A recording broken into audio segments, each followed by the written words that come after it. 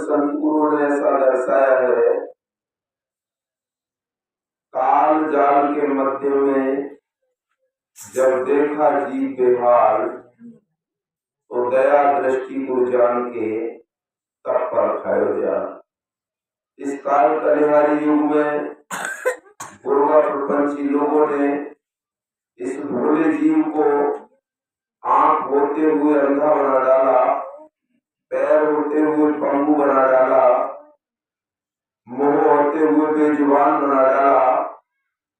प्रेमियों, ऐसी हालत में जब हमारे ज्ञान आत्मा सदगुरुओं ने जीव को देखा कि इसके पैर तो हैं लेकिन ये पेट केवल चला दिया गया है, और आपने देखा भी होगा सड़क के किनारे कुछ लोग पेट के बन जाते हुए देखे होंगे, आगे एक पत्थर का टुकड़ा रख देते हैं, फिर लेट जाते हैं, फिर खड़े होते हैं, फिर चलते हैं।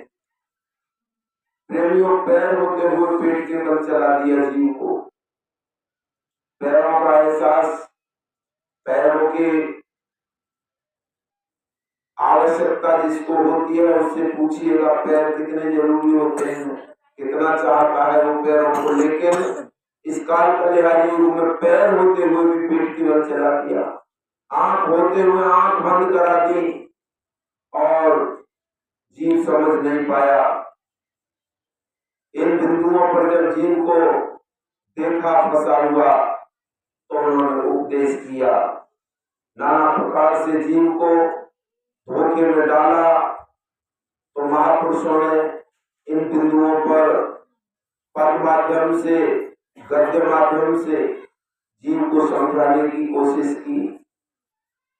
ऐसा दर्शाया, 4 वेद 6 शास्त्र हैं, जे तक है समलेख, मत कबीर का श्रेष्ठ है अंदर उसके दे।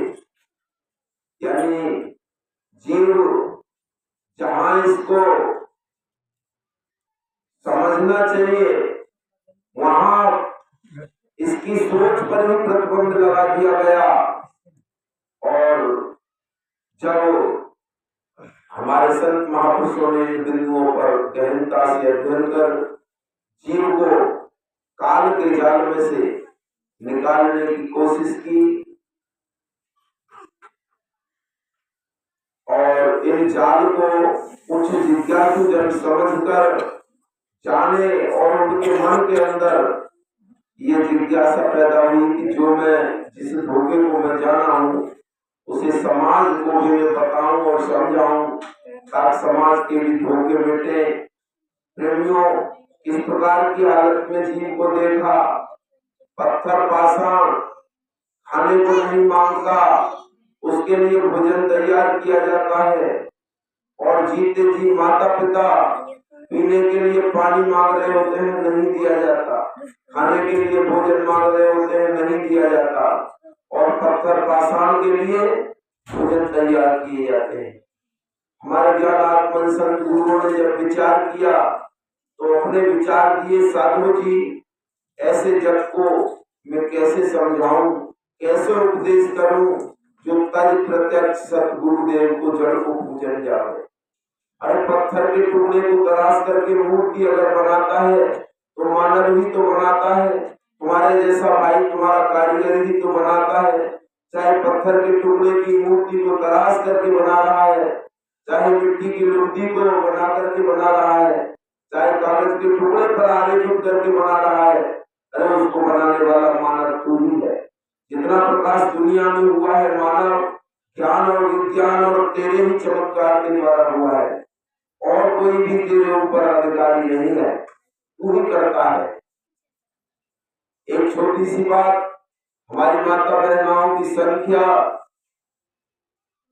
को देखते हुए एक पढ़ लिख करके शिक्षित होकर के इनको तो पढ़ने और लिखने और बोलने का भी अधिकार नहीं था।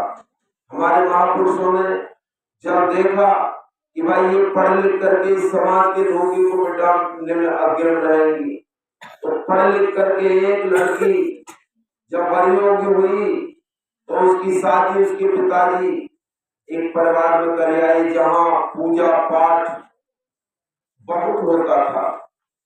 उस परिवार में जब वो नव दुल्हन बन के बच्ची पहुंची तो उसने जो देखा तो कितने माकूल तरीके से, कितने विचार को सुचारू रूप से दृढ़ करके अपनी माँ को समझाया, सासू माँ को समझाया।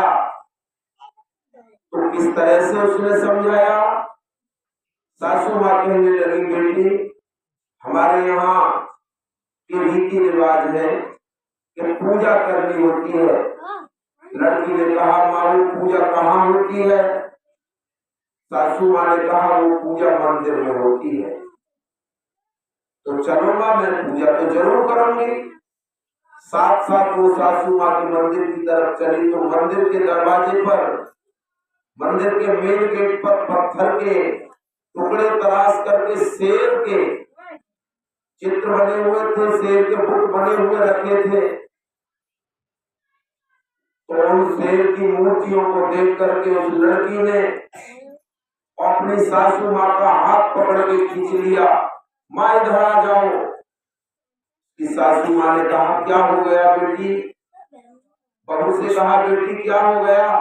माँ देखो तो शेर है, आ जाएगा। तो सासू माँ ने कहा, बेटे शेर पत्थर के, ये काटते नहीं है, ये खाते नहीं है, ये वार नहीं करते। अच्छा माँ, ये पत्थर के शेर वार नहीं करते, ये हमें आघात नहीं पहुंचाएंगे? हाँ बिल्कुल नहीं। तू तो पढ़ी लिखी है और क्या बिल्कुल पागल है? तू इतना नहीं जानती है पत्थर की मूर्ति, पत्थर का शेर, ये तुझे। तो आगे सासू माँ के साथ जब वो बेटी चली, आगे देखा तो गाय की एक मूर्ति बनी हुई थी, जिस प्रकार उस गाय के थन में से दूध बहता हुआ बना रखा था। एकदम से कहने लगी, माँ तुम यहीं ठहरो, मैं अभी आती हूँ, घर जाके बाल्टी ले आऊं, गाय के थन से दूध बह रहा है और मैं बाल्टी में। तो एकदम सासू माँ नाराज हो गई, लगता है इसको तो ये पढ़ी लिखी क्या है, तो पागल है बिल्कुल, इसको इतना भी ज्ञान नहीं है। अरे बच्ची, ये गाय पत्थर की है, दूध नहीं दे सकती। उसने कहा, माँ ये गाय पत्थर की है, दूध नहीं दे सकती? हाँ, ये दूध नहीं दे सकती। आगे जाकर के जब मंदिर में मूर्ति के पास पहुंचे तो लड़की पत्थर की मूर्ति को बार बार हाथ लगा के कहे, माँ ये पत्थर की है क्या? हाँ पत्थर की है। फिर बताओ कि इसकी बेटा पूजा करनी पड़ेगी। उसने बड़े सलीके तरीके से समझाया, माँ पत्थर का शेर खा नहीं सकता, पत्थर की गाय दूध नहीं दे सकती, तो पत्थर की माँ ये पत्थर की मूर्ति क्या करेगी? मैं इसकी पूजा क्यों करूं? मुझे तो तुम्हारी पूजा करनी चाहिए। मेरे लिए तुम सासू माँ हो, मैं तुमसे किसी काम के लिए कहूंगी, आप मुझसे किसी काम के लिए कहोगे, तो तुम्हारी बात को मैं समझूंगी, मेरी बात को तुम समझोगी और हमारा परिवार स्वयं बनेगा। प्रेमियों, हमारे ज्ञान आत्मा संत गुरु ने दर्शाया है, माँ को तो माता ना कहे और मूर्त को कहे मात। जो बैठी हूँ शेर पे ताके 12 हाथ, जाके 12 हाथ में शस्त्र धारे और माता माता कह करके ये घी की जोत उतारे। कहे प्रेमी कबराए ढूंढो अपनी मैया और पत्थर से कह रहे हो तू ही जननी मैया। प्रेमियों, माता पिता की सेवा करना सत्संग सिखाता है। जिन घरों में माता पिता का सम्मान होता है, सेवा होती है, वो घर स्वर्ग होते हैं। जिन घरों में भक्तों की पूजा होती है, वो घर बर्बाद होते हैं, वो घर कभी आगे नहीं चलते। तो ध्यान रखना चाहिए। तो अभी हमारे बीच में अभिपद के माध्यम से सत्संग चल रहा है। 2 मिनट के लिए मुकेश जी ने बोलने के लिए बोला, तो मेरा तो यही है कि जड़ से हटकर चेतन का ध्यान करना चाहिए।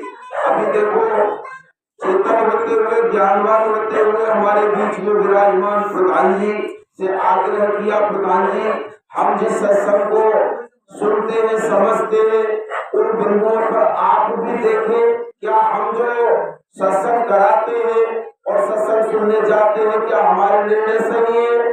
हमारे धोखे जो मिट रहे हैं, जो हमारे बच्चे के बाल 1 रुपए में कट करके नीचे आके गिर जाते हैं, वो पाखंडियों ने और प्रोपगंडियों ने उन बच्चों के बाल 10-10 हजार में उड़ाने के लिए 3 का मुंडन होगा। भाई जब हमारा काम 10 और 20 हजार रुपए का रिस्की काम न होकर के 1 रुपए के ब्लेड से हमारे बच्चे के बाल यहाँ काट सकते हैं, तो क्या जरूरत है वहां पर खरोट पानी ही तो मिलता है। बाल मुड़ाने बाल के तीरथ पर ले जाए, बालक तो मुड़ता नहीं, आप ही मुड़ के आए, आप ही मुड़ के आए। फंसा ठगियों में जाके पैसा दिया रखवाए, पत्थर को देव बता के कहे प्रेमी घबराए, पैसे दिन पैदल आया।